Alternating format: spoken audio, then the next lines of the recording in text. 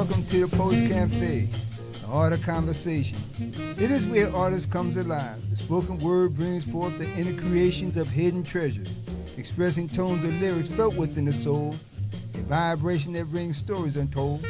This platform represents artists of all backgrounds through various forms of expression, including writers, singers, spoken word artists, and those engaging in artistic expression through painting, literature, poetry, and a journey through life. Mystery seeks to bring new ideas and opportunities to the mind at all levels.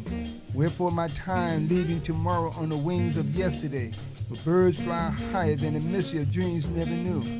Why do mellow sounds ring silently without ever leaving memories of my lonely blues? We walk by the calls of nature, sing in harmony, and pray for the love of the skies, and dance with the stars like a feminine ballerina, gazing across the stage in her soft-toed ballerina shoes. Welcome to the Artists of Poetry Cafe show, Poetically Speaking, hosted by Terry Benjamin and Ron C. McCrae. As delighted as we are, we can't wait to embark on a new wave of presenting this platform to our audience. So sit back and enjoy. Don't forget to subscribe and hit the like button. Now, let's get started. Let's get started. If it is Sunday, it must be Poetically Speaking with yours truly, Terry Benjamin, and my brother Ronald C. McCrae. Our engineer for this afternoon is Brother Pierre, and bringing you the best of the best. Today's agenda, developing the habit of literacy. And I just want you to understand, when we say developing the habit of literacy, it's not just reading and writing. It is reading, writing, talking, listening, and viewing. I want to break that down a little bit. Again, read. I suggest read 2 books a week, a fiction book and a nonfiction book. Okay? That'll take care of the reading. Write an email, write a note, write a letter, write a book, write a poem. Okay? Talk. But talk with about things of substance, okay? Don't just talk just to be talking. There's a lot of things we need to discuss, a lot of things we need to talk about. Listen. I always say that God gave us 2 ears and 1 mouth because he wanted us to listen more than we talked. And the last one is view. View a good movie. View a good documentary. View something that's going to help you learn something about this world and how we should conduct ourselves within it. The quote of the day: we are what we repeatedly do. Excellence is a habit. This is from Socrates, a Greek philosopher. Our habits are something that we make, and then our habits make us.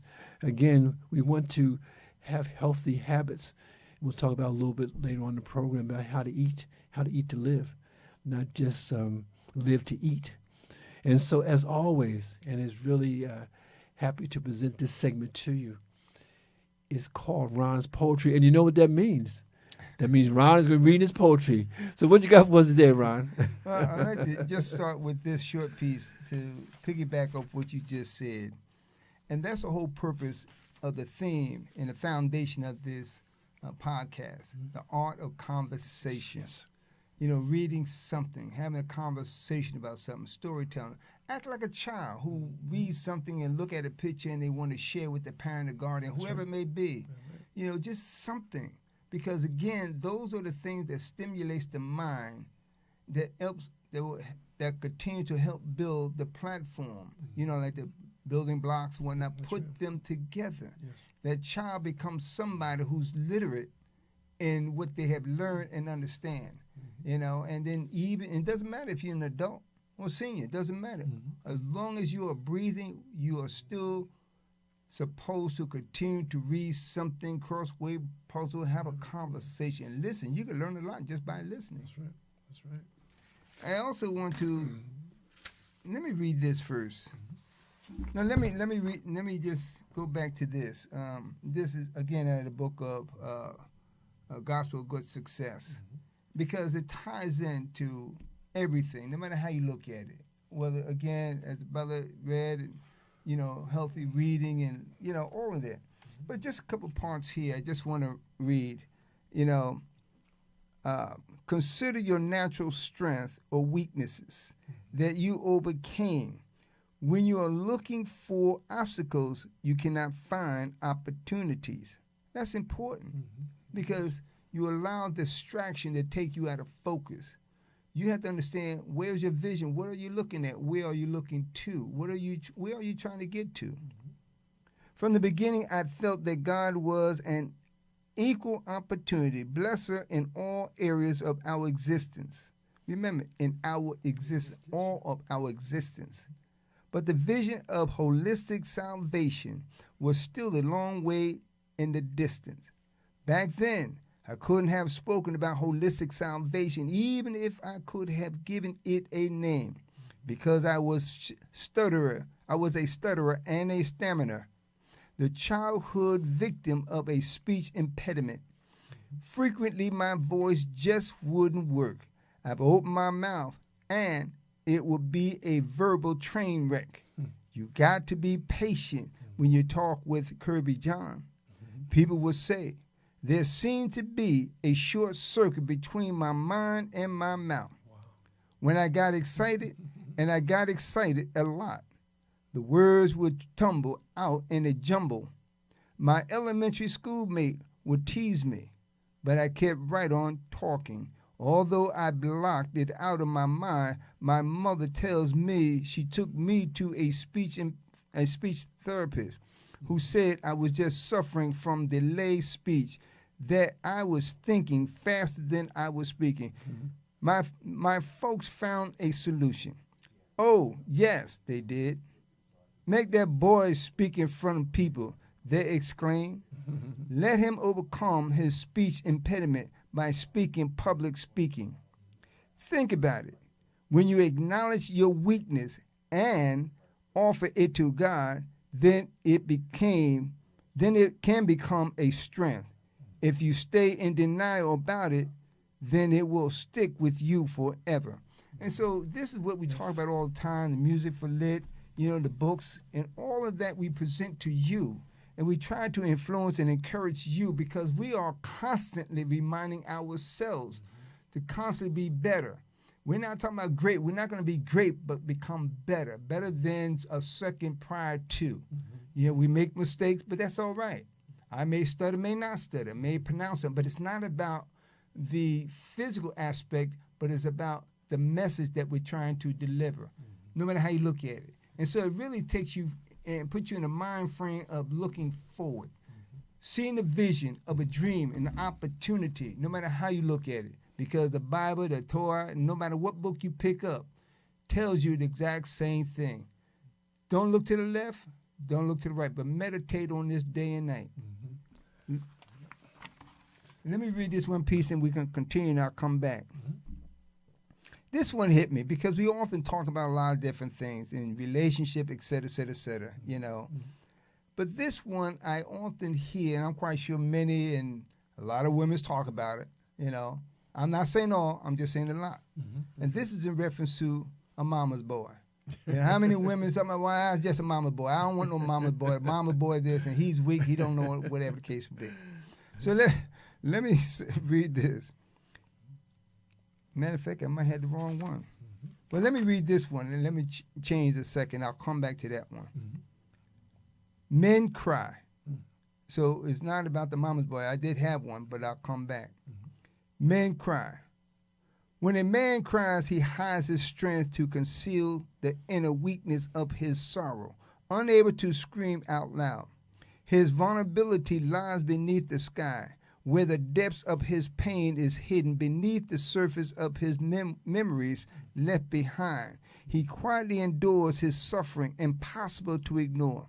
The strength and spirit of a man to support his loved one often go unnoticed, but the deep cry inside is never heard, and he is accused of silence. Yet, when he finally speaks, he is crucified, indicted, and sentenced to isolation for crimes he never committed. Why? Because men cry deep inside. The pain lies in the marrow of his bones, screaming silently until the day is done. The spirit of a man speaks softly, revealing the scars on his back, still the memories are ingrained in his being for future generations to understand what he endured for the love of others. He sacrificed so that no one would see his pain beneath his soul, yet he still rises above it all to stand strong for who he was created to be.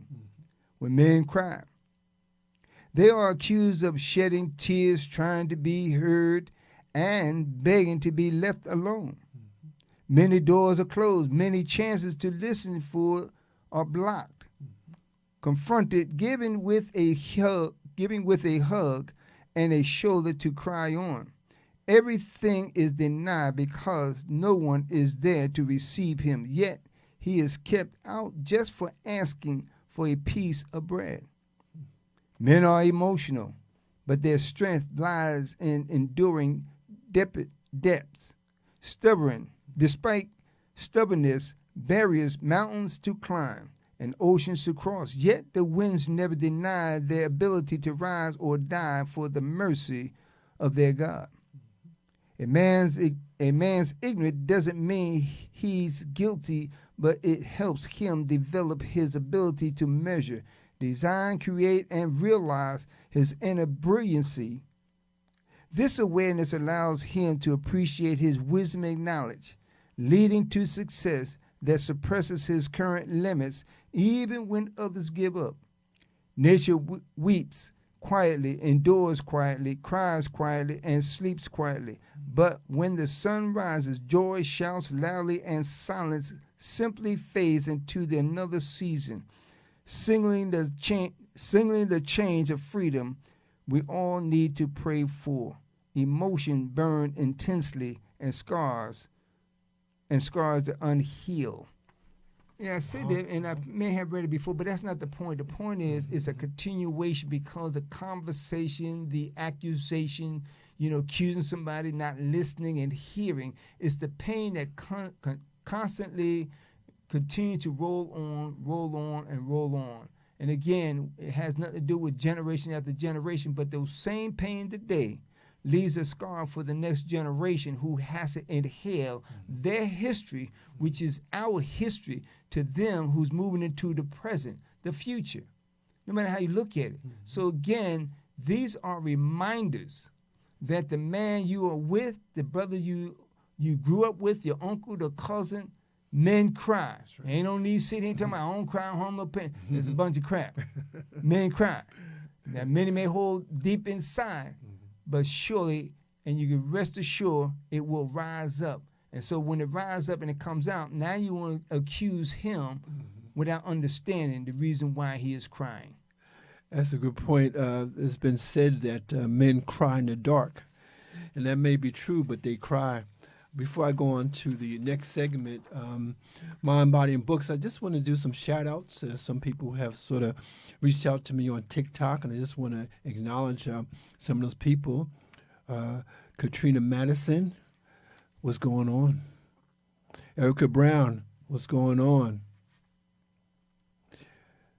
Chanel Gilmore, what's going on? Yvonne Tomlinson, what's going on? Dina Robinson, what's going on? Robert Cabbagestalk, what's going on? Joanne Blount, what's going on? Raymond DeVoe, what's going on? Linton Robinson, what's going on? Elena De Carobo, what's going on? Isu Canty, what's going on? Elder Leroy Shoulders Jr., what's going on? Monty Bibliophile, what's going on?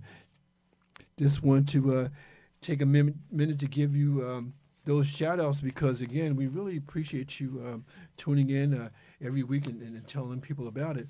In the Mind, Body, and Book segment, I have two books that I want to share with you. One book was actually published in 1968, and, again, it is a landmark in the literature. It's called Dark Symphony, Negro Literature in America. And the editors are James A. Emanuel and Theodore L. Gross. James A. Emanuel is assistant professor of English at the City College of the University of New York, and Theodore L. Gross is associate professor of English at the City College of the City University of New York. And again, this anthology was actually published in 1968, but it's such a treasure of African American literature. And the book is so old, man, the thing fell apart. So the brother thought I had two books, and I just have one book. But again, it's just a treasure of African American literature. And back in the day, they call us Negroes, so that's why they say it's a Negro literature. But again, this is a book that every household should have, because I'm going to talk about that. But also, I have a book here that I encountered when I was about 19 years old, and it's a book entitled "How to Eat to Live," and this was by Elijah Muhammad. And Ron and I read this book, and this book really changed my life, because one of the things in the book, it says that we should eat one meal a day. And really, it even goes further than that. They say you should eat one meal a day, and maybe eat every other day. Now, a lot of people just, I can't do that. But again, as you get a little older, the 3 meals a day seem to be too much, and then the thing is not just the 3 meals a day, but we do 3 meals a day, then we do snacks in between, and a lot of the time those snacks are sugary snacks or processed snacks, and that's why we have the diabetes, the obesity, and that kind of thing. So again, it's something to think about. It's not easy to do because it takes a lot of discipline. And then in 1972, this was in 1972, they had another book come out, How to Eat to Live, Part 2. And so again, you have Part 1 and you have Part 2. These are books that I think you should have in your family library, because the last book that I want to just introduce you to is called Building Family Literacy in an Urban Community. And this is from Ruth D. Handel. And basically what it is just suggesting that, when we talk about community literacy, and like I said before, developing the habit of literacy is not just reading and writing. It's reading and writing and talking and listening and viewing. It'd be nice to sit down with the family and watch a good movie. Watch a historical movie, because, again, they're trying to erase our history, so we want to preserve that. But the thing that I just want to throw out to you is that when we talk about family literacy, we're not just talking about parents and students. I want to take a full circle, because in the books it talks about multiple perspectives, and the perspectives are from the teachers, from the parents, and the students. So all three working together to enable the young person to have a larger perspective on what it is to live in this world at this particular time. And so it's so important that we do that. I think every family should have a library not just for the parents, but a library for the children, and they can share all this together. I know for myself, when I was raising my first family, every Saturday was library day. So I would take the kids to the library, and after the library, we would have lunch together. And so they sort of put that together in something, having a good time on Saturday, getting their books for the week, and then having lunch. And so I encourage that, and I encourage that more so now than ever, Ron, because, again, I don't think that the schools are not being equipped, because we have someone who is cutting. I mean, they destroyed the Department of Education. We don't even have that anymore. So the thing is that what's being taught in the schools, and they're trying to restrict that. So we really have to understand that our education is really in our hands. We are only as intelligent as we want to be. And one last point I want to make, that in this country, it's mandatory that you go to high school. Some people have even got around that. They haven't finished high school, but that's the minimum. And so I'm saying that after high school, and please listen to me carefully when I say this, after high school, your education is up to you. Whether you go to college, whether you go to trade school or whatever, that's on you. Because after high school, no one's pushing you. And there's some, Ron, unfortunately, that haven't even finished high school.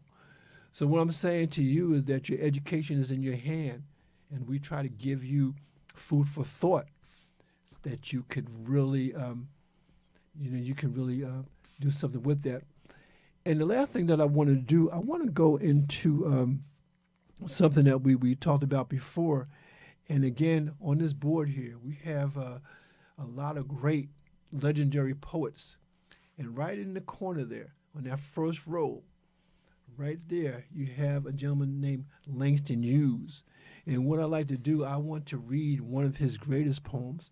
And after I read that poem, me and Ron, we're just going to talk to you today. It's going to be a different kind of program. We don't have anything set other than the fact that we want to help you develop to have a literacy. And we're going to give you examples of that.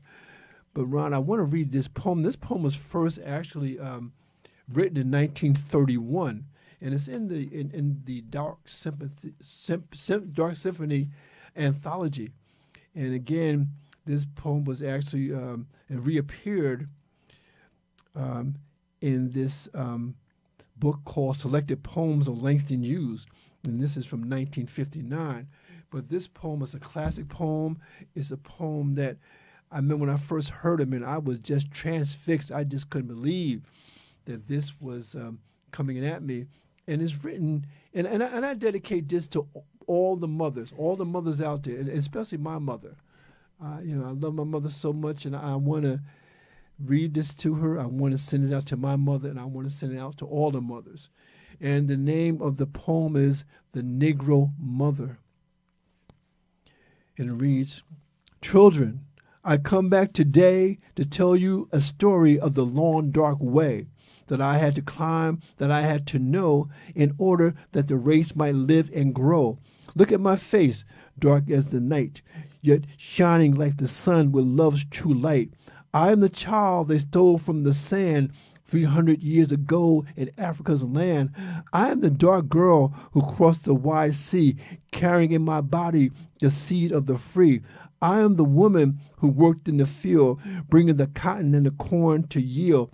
I am the one who labored as a slave, beaten and mistreated for the work that I gave. Children sold away from me, husbands sold too. No safety, no love, no respect was I due. 300 years in the deepest South. But God put a song and a prayer in my mouth. God put a dream like steel in my soul. Now through my children, I'm reaching my goal. Now through my children, young and free, I realize the blessings denied to me. I couldn't read then, I couldn't write. I had nothing back there in the night. Sometimes the valley was filled with tears, but I kept trudging on through the lonely years. Sometimes the road was hot with sun, but I had to keep on till my work was done. I had to keep on, no stopping for me. I was the seed of the coming free. I nourished the dream that nothing could smother. Deep in my breast, the Negro mother. I had only hope then, but now through you, dark ones of today, my dreams must come true. All you dark children in the world out there, remember my sweat, my pain, my despair. Remember my years heavy with sorrow, and make of those years a torch for tomorrow. Make of my past a road to the light, out of the darkness, the ignorance, the night. Lift high my banner out of the dust, stand like free men supporting my trust. Believe in the right, let none push you back. Remember the whip and the slaver's track. Remember how the strong in struggle and strife still bear you the way and deny you life. But march ever forward, breaking down bars. Look ever upward at the sun and the stars. Oh, my dark children, may my dreams and my prayers impel you forever up the great stairs. For I will be with you till no white brother dares to keep down the children of the Negro mother. That's Langston Hughes. And the thing that we have to understand that in our poetry is the legacy of those who were before us, those generations that paved the way for us to do what we're doing. And when I graduated from high school in 1968, I had no idea that I would go to college, but I was blessed by the struggles of our people. So they had to give us something. So they gave us the Educational Opportunity Fund program throughout the state of New Jersey. And because of that EOF program, I was able to go to college. But again, what I say to you is that do not take for granted the potential that you have to be great. in this program, we try to restore our people to our traditional greatness because we're a great people coming from Africa, coming to this land, but we have more work to do, and there's so much evils against us. And I'm not preaching to you, but I want you to know that we have the gift of surviving this situation because we've been here before. They call it a different name. They call it Jim Crow. They call it segregation. They call it other things. But you know, it was all designed to keep us back. But as the Negro mother said in that particular poem, man, we got to keep on. We got to keep on growing. We got to keep on striving. And in one of Langston Hughes' poems, he says, "Life for me ain't been no crystal stair." And so we know that we have to fight. But one of the way we can fight by using this. So what say you, my brother? You know, that in itself is so powerful. We talked about it before. We continue to put emphasis on it. I even brought that up and spoke about that in Sunday school this morning. Mm-hmm. And here in Sunday school, walking in somebody else's shoes. That was the theme. Mm-hmm. And, you know, I got a call in reference to, and I didn't think about it, but yet and still we leave out the foundation, the topic, the foundation of the subject. And that came from 2 Corinthians, 1st chapter, 3rd through the 5th verse, just as an example. And that entails God of all comfort. And so I went on as we continued to have a dialogue when I spoke of a woman, a mother's love for her child. Unimaginable what one today can begin to comprehend, the torment, the condition that men and women went through. There's nothing worse than knowing and hearing what a mother had to endure, being raped, and yet still come out and pick cotton, have kids, feed the family, etc., etc., etc. Or the man, the brother, the son, whatever, walked around with whelps on his back to the point where he became numb to the pain, but still couldn't look up. And daggone it, here today, this very day, based on that poem that was just read, think about it and allow it to be injected into your heart and soul, if nothing else, to know where you come from, what your mothers have been through, your fathers have been through, and every single woman who constantly and continuously talk about a man, a mama's boy, this and that, and daggone it, he came through you, but you came from him in the beginning, if you believe. No matter how you look at it.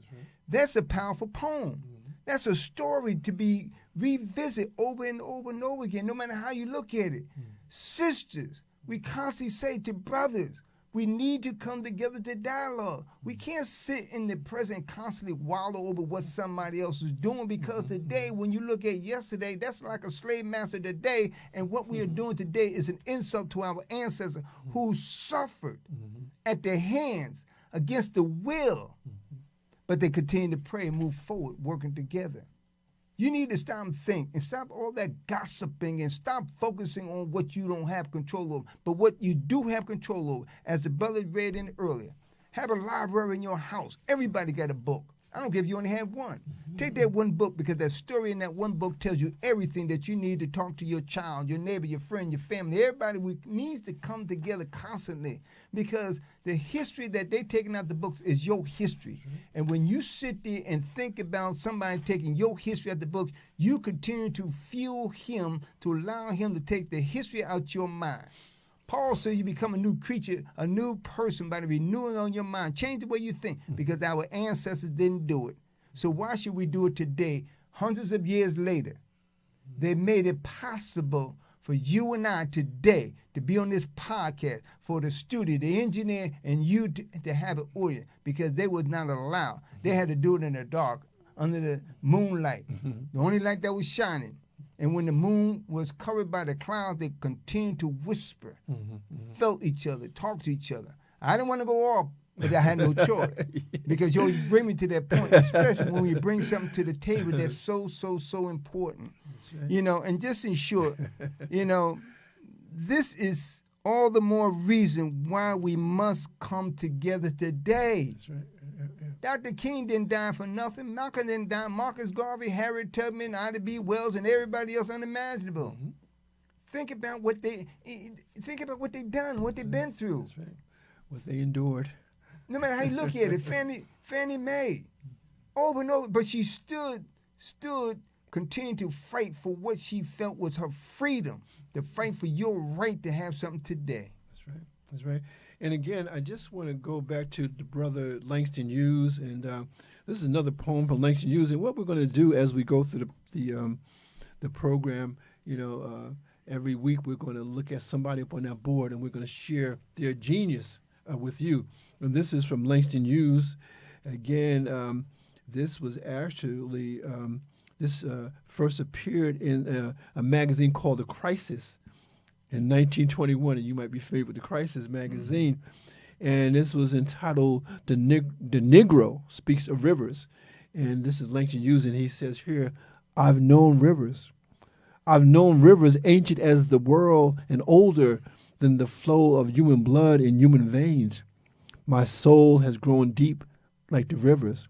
I bathed in the Euphrates when dawns were young. I built my hut near the Congo, and it lulled me to sleep. I looked upon the Nile and raised the pyramids above it. I heard the singing of the Mississippi when Abe Lincoln went down to New Orleans, and I've seen his muddy bosom turn all golden in the sunset. I've known rivers, ancient, dusty rivers. My soul has grown deep like the rivers.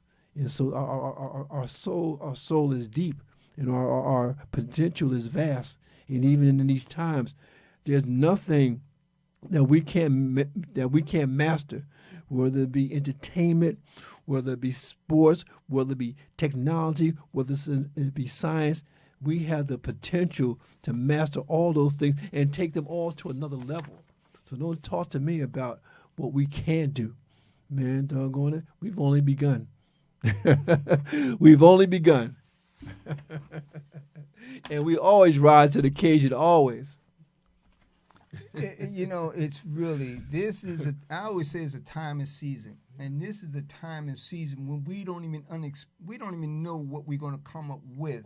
But each one of us, Terry and I, always come up with something, and we don't communicate like gossip. We don't do that. No. The gossip knocking on everybody's door, but surely it doesn't knock on our door. Yes, so when we come up with something and we come on the show and whatnot, we ultimately end up with almost the exact same thing from different perspectives. That's right. And that's what's important, because I used to get the Crisis magazine. Matter of fact, I still have quite a few of them. Yeah.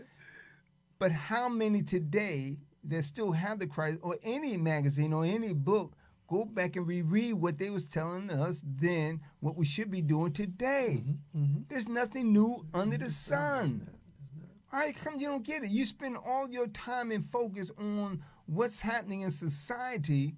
Focus on who you are, and this is what I said in Sunday school. Focus on who you are inside to help, because also part of the subject this morning was in reference to who is my neighbor?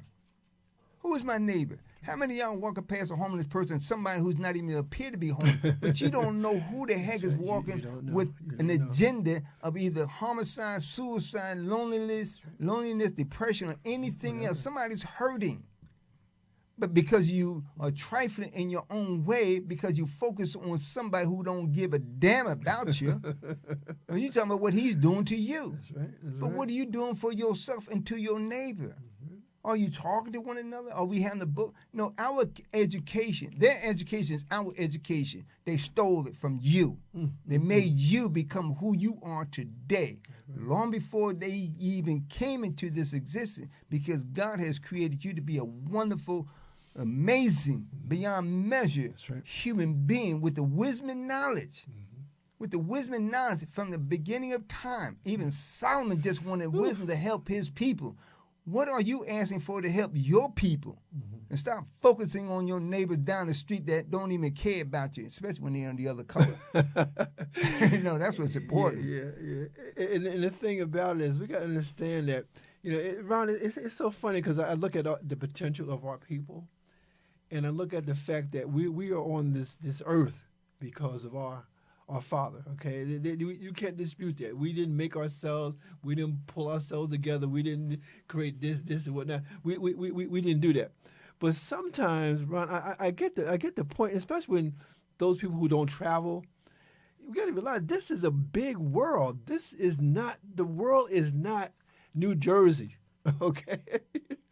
The world is not New York. Ron, I had when I was teaching at Essex County College, one of my students came to me on a Monday morning. He was so happy.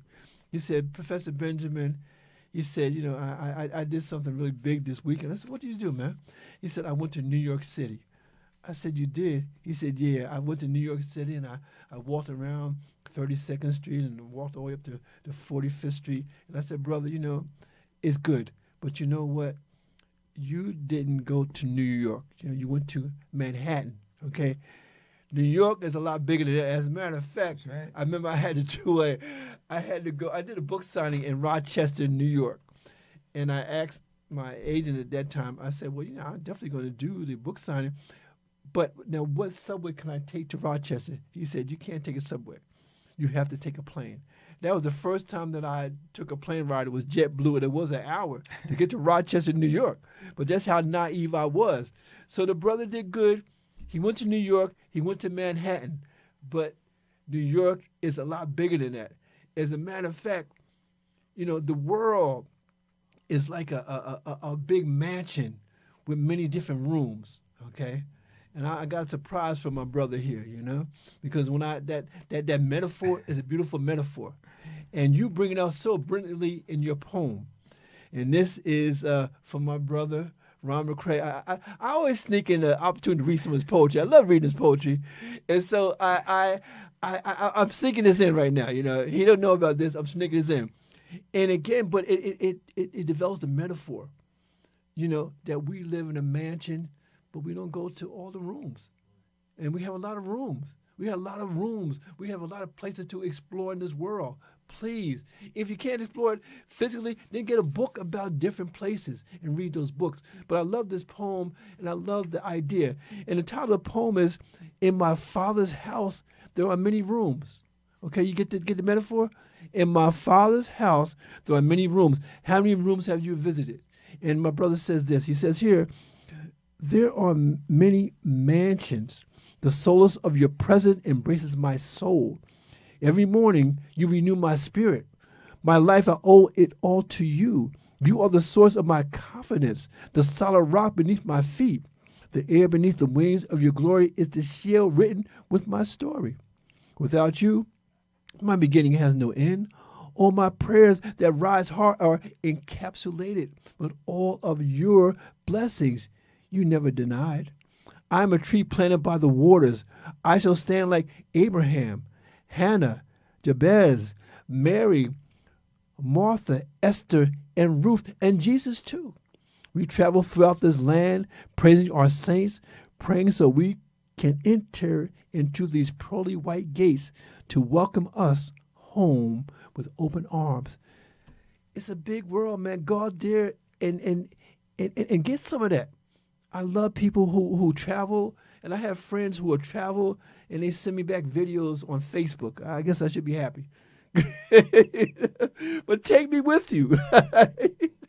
Take me with you. I like the videos. I like the posts and whatnot, but I want to go too. But the point I'm making is that, it's a big world out there. Please, if you can't go out there physically, then read a book about those places that we should visit it, especially with those places that really are part of our heritage. And I thank you for that poem, brother. I thank you for that poem. I ain't gonna lie to you. I'm gonna tell you the truth. I just had a moment. Because, you write and whatnot, but see, even when somebody else read it from a different perspective, you feel it from a different perspective, just like when you go to church. Yes. And that's what's important because, again, even my own, but the sincerity of it, is what makes the difference. And even prior to Terry reading it, I wrote this little note, travel the world. Oh, what? Travel the world in your own environment. Oh, you know, that's and deep. that was That's as he indicated to this brother who went to New York, because the mindset is the fact that he didn't know. Yeah, you didn't know, Because you you know. hear all the time, New York, New York, you think you went to New York only to find yourself on one block. Yeah. But One barrel. New York is big. Yeah, it's big, Manhattan vast. is big. I went on a cruise 7 years ago on the other side of Manhattan. I said, wait a minute, where this? What? I thought I was in another world because I'd never been on that side. It was Yeah. always on this side of the Hudson. See that? Yeah. And even if you travel upstate New York, you see the world, in essence, figuratively speaking, from the mountaintop. Look over the mountaintops into the valleys. That's right. You know, no matter how you look at it. So, like I said, I had a moment for it. Got you. Because it wasn't the reading, but it was the expression of it and the tone of it, the way it was presented. In my Father's house, there are many mansions. And like you said, I'm a firm believer, take a road trip. How many people have been around New Jersey? I guarantee you, a large percentage, you never rode around New Jersey. You don't even know where the top of New Jersey is, or even the bottom. You only go by what you heard. But have you took a road trip? But I'm gonna tell you right now, where we at, there's 2 hours, I think two and a half hours from here to the top of New York in the borderline New Jersey. And there's about 2 hours or so, depends, from here to Atlantic City. Majority, not 150 of y'all probably been to Atlantic City. You know where that's at. But even in Atlantic City, have you explored? That's right. Have you explored the highways, the roadway, whatever? Have you taken a trip? And just in short, because I know when I got out of service several years ago, I bought a car. I ain't had nothing else, right? Got rid of the car and looked in the Atlas magazine, and I knew where I wanted to go to California because I had some stereo on the ship. Yeah. Called a friend of mine. I said, well, I'm going to California. You want to go? He said, yeah, let's go. And didn't have a clue. We jumped in the car and drove. That's when I found out 280 out of Newark, New Jersey, Route 280 take you straight into San Francisco, California. So if you have not heard, you don't know, you know now, so there's no excuse. Take a road trip. It doesn't matter which road you take. You can take a scenic route, Route 6. You got 66, no matter how you look at it. Take a road trip. See the world, figuratively speaking, because you don't have to fly outside of this country to learn something. That's right. It's all about learning, reading, understanding here and there, things you never even, you go in your backyard and didn't know there was some plants back there that you can eat, have you? No. That's right. So the book, How to Eat to Live, is in your backyard. That's right. But you too busy running to the store, buying something that came from another country, but you won't get out and do your own gardening. That's what's important. Our ancestors did it. Them apple pies that were smelling all across the country came from that apple tree that was in the backyard. That's right. Yeah. But you're not planting anything. You're not doing anything. And I have also a book I didn't bring with Dr. Lee, How to Eat to Beat Diseases. Oh, my goodness. Wow. The exact same book. Yes. Eat to Live. It's all about eating. Well, there's one meal a day, but you also have to adjust to your body, your age, and everything, your health and wellness. But God didn't bring you here to kill you. He brought you here to live life and have it abundantly. And what do that mean?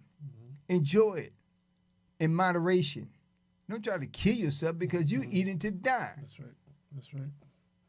And understand, again, I'm reminded of many times when we go back to our slavery days and we look at what the slaves ate. A lot of things they were eating were things like scraps from the table of the master. But they made a delicacy out of that. I won't even mention what they called it. But all I can say that when it was cooked in my house back in the day, they used a lot of vinegar. They put a lot of vinegar on those hog guts that they call hog maws, and then they would put the hot sauce on it. And and come on now, I know everybody was raised on that, but then I read the book How to Eat to Live, and they said they call it a swine, and they said that it was a filthy animal because it would eat anything and everything.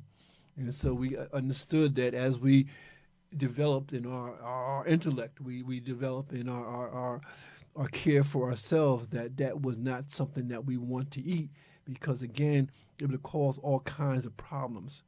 Back in the day, look at slavery days, a meal for the slave was some catfish that he caught, in the water, and then the blueberries that was on the tree.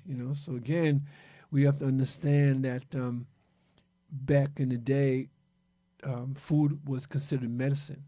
Okay, it was not just to gorge yourself with the Doritos and the potato chips and all that kind of stuff. And again, all that stuff would be okay in moderation, but don't make that a steady part of your diet. And again, I'm not a doctor, so don't take me at my word, because again, like my brother said, you have to really know your body.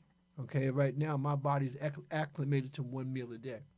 Okay, and I deal with that, but then I'm exercising. I'm drinking my water. And if I do drink any juice, it's not the commercial juice that we have, because a lot of commercial juice is so filled with water, it's like drinking soda. And so again, but it takes discipline. Again, we say develop the habit of literacy, but then developing healthy habits. And so again, we're not trying to tell you how to live. We're not even telling you how to eat to live. We're just giving you some perspectives, okay? Because again, what you learn, especially after high school, is up to you. Because nobody's forcing you to go to college. Nobody's forcing you to go to trade school. But you know what? You and I know there's a lot of life after high school. We now know that there is life after 50 and 60 and 70 and even 90. But you have to really figure out how to live your best life. So again, we go on. We have a little more program left for you. But the thing that we want you to understand is that we want you to use your mind, man. We want you to be critical thinkers, not just don't accept everything that I say or he says. Do your own research. Do what's best for you. Because in the final analysis, life is what you make it, okay? What you make it. Well, I'm going to tell you the truth. I'm a doctor. I don't care how you look at it. I'm a doctor. Oh, where'd you go to school? I went to the school of Jesus. Look out. Everybody's a doctor. And let me break it down and explain. You learn from your ancestors who could not even have the opportunity to read or write.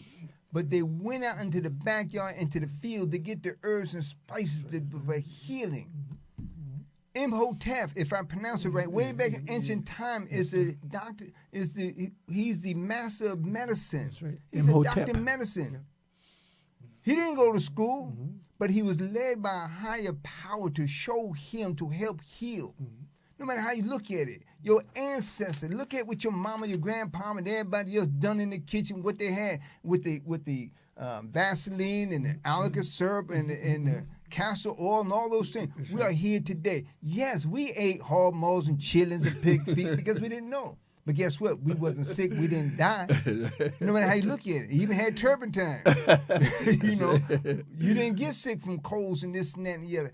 Understand, reading, learning, and remembering everything that you learn from listening, observing, and you continue to pass that on. You also have to look at both sides of this story. That's right. One who taught you had to go to school to learn what, versus the one who could not go to school, but yet they had their schooling to teach each other. That's right. They took you out in the field. They show you, you see this leaf, you see this berry, you see this, you don't do this, you don't do that. That's right. They ain't charge you, but you go in school and get in debt, come back because somebody said you failed. Fail from what? Well, you didn't write the paper. You didn't read the book. Yeah. But wait a minute. Think about it. What the brother just read in the books and whatnot, Langston Hughes, the poetry, think about those stories.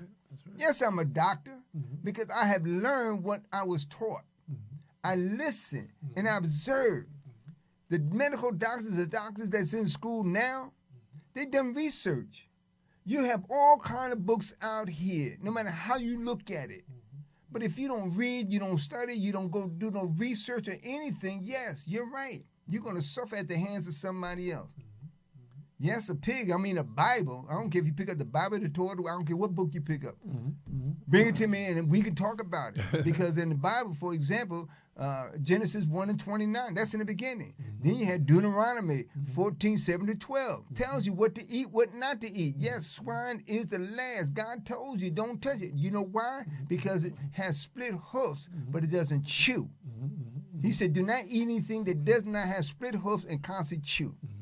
And those are awesome. He tells you exactly what birds and animals, what fish. All those who love that shrimp and lobster and everything else, they scavenger. But you love them, which is fine. God gives you the opportunity to make choices. But don't complain about how you feel. You eat what he's telling you and told you. The book, How to Eat to Live. No matter how you look at it. And several doctors, Dr. Price, there's young doctor out of St. Louis, Missouri, A King Awakening, you know, and there's many, many, many others. There's white, black, Jewish, all those. Look at the ones who tell you what foods, herbs, and what not to eat, and understand those things. Because the Bible teach you and taught you. The Torah, the Quran tells you and taught you. All of them tie into one. Many parts, one body. They all come from the exact same book. All you have to do is go back to the higher power and ask, what does he want us to do? Because he created us from his creation. He gave you and told you what to do, to live life and live it to the fullest. Right. He didn't say, roll over and blow your belly up or whatever the case may be. Yeah, and I just want to share this one thing from the book, How to Eat to Live.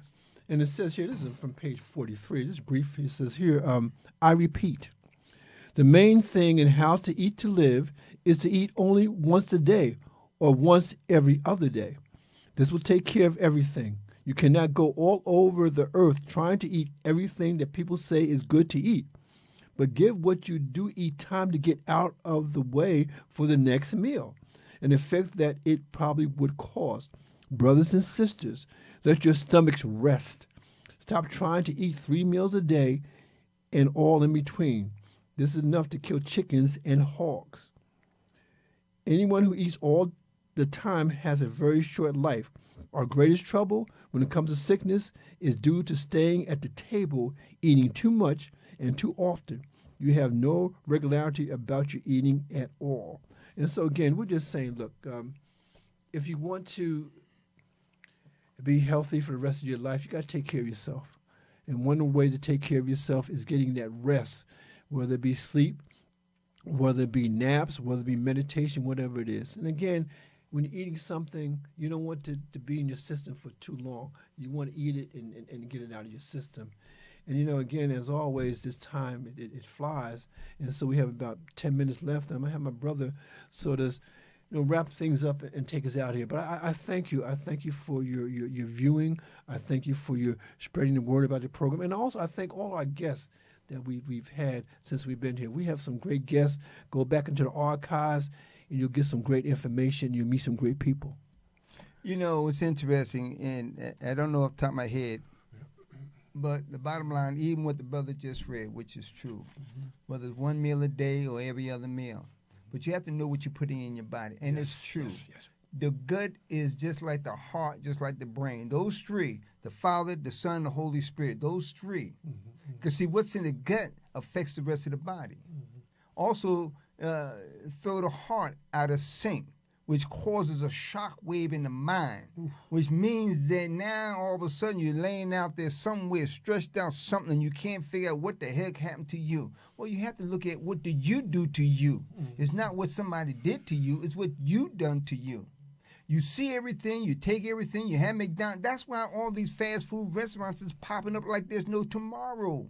It's all about money. It's about killing you to stay you to keep. It's about killing you to keep you alive, to continue to pump money into you, and they don't care how long you live or how you live. You see, but you are eating what you enjoy, not what you need, because everything that you need and can enjoy is in a natural environment of what God has created. Your herbs and spices, your fruits, and everything you need. It's what you should be eating. But too many don't want to go out and cook. Too many don't want to go out. They don't want to cook at home. They want to go out to fast food, the restaurants, and all this and that and the other. You don't have a clue. But it's only when you find out your health and wellness, the importance of it is when you take time and say, look, you know what? We're going to stay home. We're going to cook the natural stuff. We're going to cook it our way. There's nothing wrong with having the apple pie and the peach pie and the cherry pie and whatnot. But put your own ingredients in there. Yes, right. That's what's important. Everybody talk about sugar and the starch and this and that and the other. Why keep it? Well, it tastes good. I know I love some calamari. Well, guess what? Calamari's not there to help you. That thick 4-inch steak is not there to help you. And that ham is not there to help you. And all that salt. I used to watch when I was a kid. I used to watch people taking salt. Oh, yes. Or say they were sure. Yeah.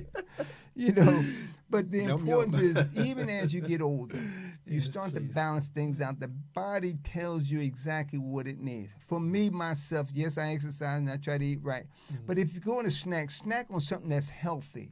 That's all you need, just a handful of maybe pumpkin seeds or walnuts, Some nuts. some nuts. Blueberries. Yeah. That's all the body looks for, the certain things that's inside of that product. Not the other stuff that don't belong there. No matter how you look at it. I got a Merck medical book at home. Merck sells it sells you medicine, but it also tell you the natural stuff that's in that book, but they're not telling you.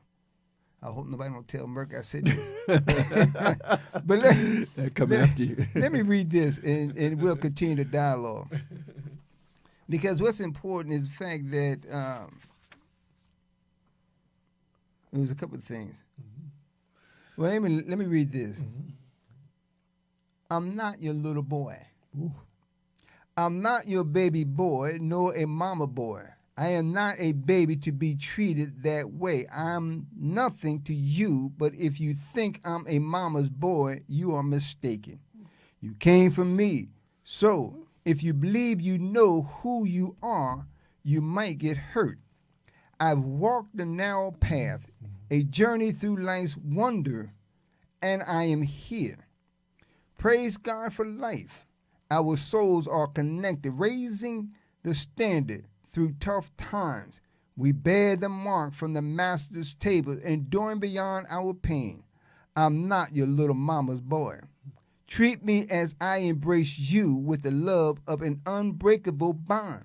I need you the way I lift you, cuddle you, the branches from the tree. We were born from the tree of life. Shelter from the harsh weather, protection through many brutal nights. I need you. You need me. Together as one, you came from me just as I came from you. The strength of the roots runs deep beneath the soil. I believe in building your tender, soft, loving need upon the foundation. But I'm not a mama's boy. I am your son. You fed me milk, kept me warm, sheltered my soul, laid me down until morning, and we rise like spring chicken as the rooster crows. What led you to think I'm a mama's boy? Your words are bitter, and your tone is harsh. I've never hurt my mama. Have you ever talked back to yours? We are alike, just in the wrong body, searching for the right one. Pain doesn't hurt anymore the way you and I shame each other. My wrongs don't make me right, nor does my right to accuse me of wrong. So, what defines a mama's boy? What does one look like?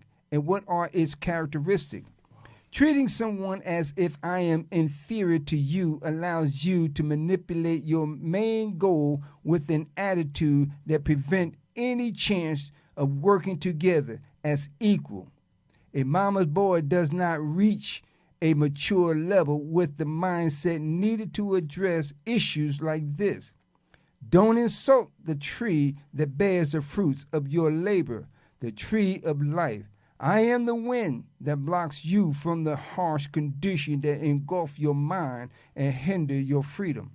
I am a man standing on a solid rock, looking for a strong woman. Are you that one? Proverbs 30. My mama said, who can find a virtuous woman? She taught me how to be a man and find that righteous woman. One who labors for her family, doesn't tear down the foundation, but builds it up with love and support. Too often we always heard about the mama's boy and this and that and the other. Well, if you don't know who you are, if you don't understand why you was brought here in life, then there's an issue. Because the words, your attitude always extends something negative. And this is why there's a parted sea between you and I. This is why brothers and sisters, men and women, are battling against each other. But what you fail to realize, you are as one. But you need to stop and come together to understand the body, the parts. Your inner side, your inner side are the inner soul of your exterior of who you're supposed to be. The fruits and labor, the fruits from the tree of life. Do you take time to appreciate what God has given you? My brother read something to you from one of my books, The Power of the Throne. Go back and read it. Look at it. Find out who you are. Because you need me, I need you. We may not connect in the way we're supposed to be, but the bottom line is we're not supposed to disrespect each other too, no matter how you look at it. And so with that, if nothing else, stop, learn, listen, and understand, because again, even in our opening, it's about reading, listening, embracing, talking, having the art of conversation. That's what we are here. That's what we're trying to bring to you, because each and every day of our second life, we try to bring something. Because as a brother come with something, I have written something, we never talked about what we're going to do. Everything is straight up and raw. Straight up, no matter how you look at it. Point blank. There's no script, there's no nothing. So it's not about, as I always say, calling and talking about how something. No, it's not about that. It's about educating and influencing the joy, the love that we have for you. So with that, truly, take time and be blessed. This has been Poetically Speaking with yours truly, Terry Benjamin and Ronald C. McCray. And we say goodnight to you until we see you next time, either Thursday or Sunday.